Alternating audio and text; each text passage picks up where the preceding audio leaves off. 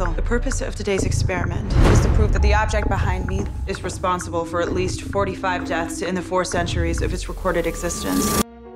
Well, Mike had made this amazing Oculus short, you know, it's 29 minutes in a room with one guy and 3 cameras and a mirror, you know?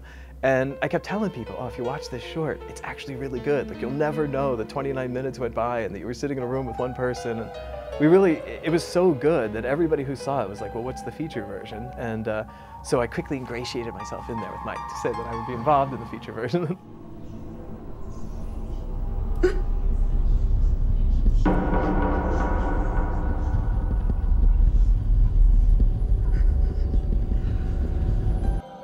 It really is the destruction of the family. I mean, something that Mike said to me from the very beginning was that, you know, the mirror makes you turn into the mirror image of yourself, so the opposite of yourself almost. So it really is like this, like, American family that loves each other very much, and the mirror turns them into, like, bad people.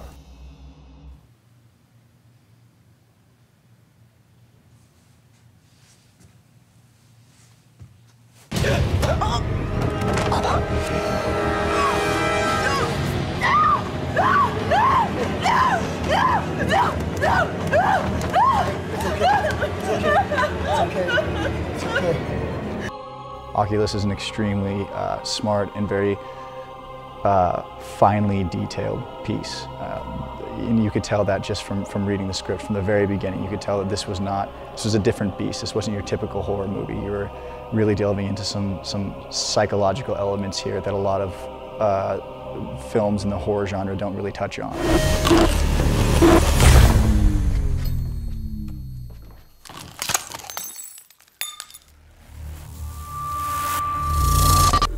The mirror is absolutely a character into itself, and the thing about mirrors that creeps me out is that we take for granted that a reflection in a mirror is objective and representative of the world as we understand it, and it isn't.